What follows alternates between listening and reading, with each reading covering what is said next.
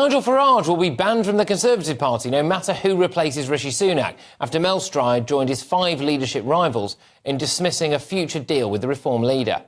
Absolutely not. I made that very clear. So no deals with Nigel Farage. Look, Nigel Farage wants to destroy the Conservative Party.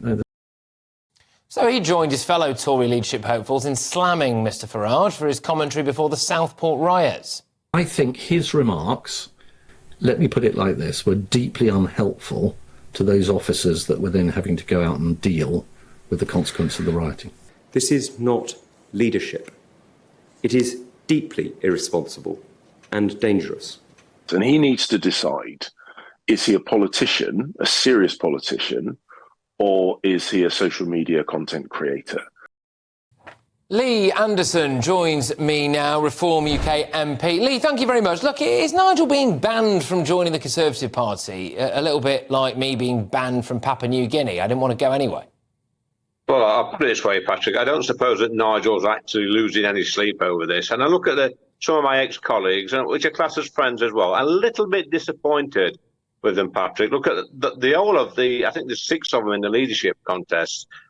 Me personally, I've got a bigger majority than all of them, apart from Kemi, but I've got a bigger vote share than Kemi. So they need to look at people like me in places like Ashfield, in the Red Wall, and look to see why I won my seat, why Nigel won his seat, and Richard and James and Rupert, and look at these people like James Cleverly, like Mel Stride, who I think his majority is about 200 at the moment. These are people that nearly lost their seats, and they're sort of dictating the pace. They're having a go at Nigel. And you know what? If they want to win back those 4 or 5, 6 million Conservative voters that they lost at the last election, maybe, just maybe, Patrick, they should be listening to people like Nigel Farage instead of dissing him.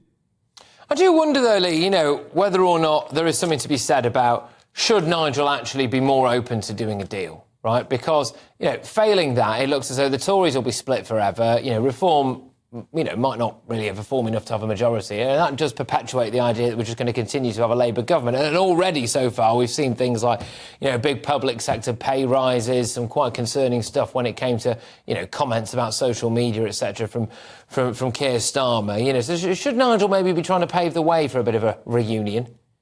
Well, look, the last 2019 election, when I first got elected, Patrick, I think Nigel stood down in about 100 seats. Did stand down in Ashfield, by the way. And he did that to allow Boris Johnson and the Conservative Party to get an 80-seat majority. And what happened after the election, not so much as a thank you from the Conservative Party. I think that was pretty poor form on behalf of the Conservative Party. They should have reached out to Nigel and thanked him for what he did. So why on earth should Nigel do a deal now? Look, we're on the uppers. We're really on the way up now, the Reform Party. Our membership has gone from 20,000 when I first joined up to nearly 80,000.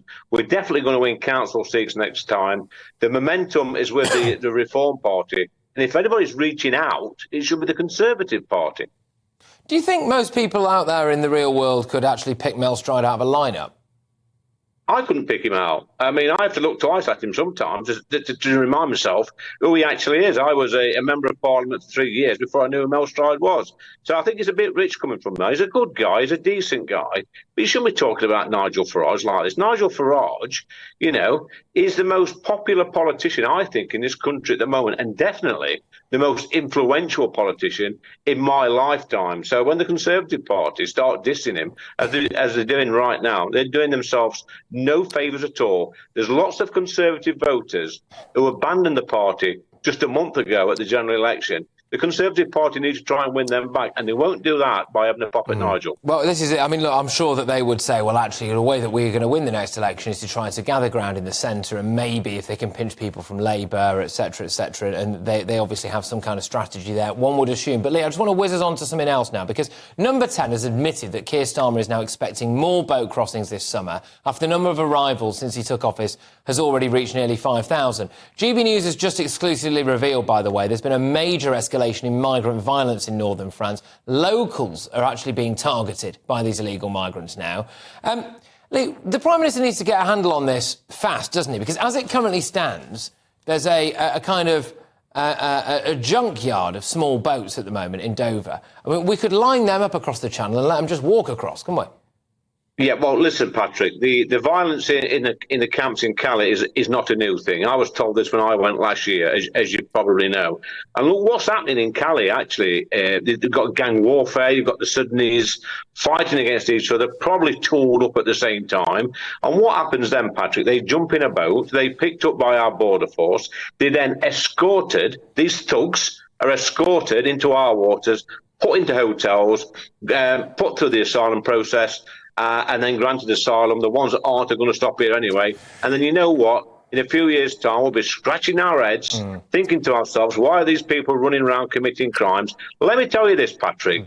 If you import a third world culture where life is very cheap, you're going to get third world behaviour on our streets in Great Britain. And Parliament has got blood on its hands. Well, this is what I was going to ask you, really. I know you've just put that in very strong terms there, Lee, but what would reform really do? I know there's the turning back the boats policy and stuff, but I just wonder, in practical terms, when you see certain areas around the country that seem to be very pro-refugees welcome, could reform not maybe try to pass some kind of policy where that's where the Channel migrants go and live?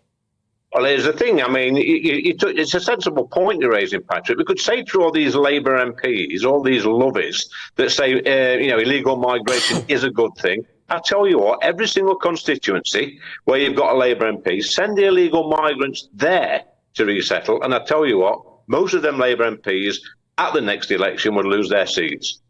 OK, all right. Well, look, Lee, thank you very much for coming on. That is Lee Anderson there as a Reform UK MP. Hey, look, many people will disagree with him and say, no, we do need to have the refugees welcome lot, don't we? We do indeed need to have a fairer system of distributing them around the country, and Keir Starmer's got a plan. We just haven't had time to see it yet.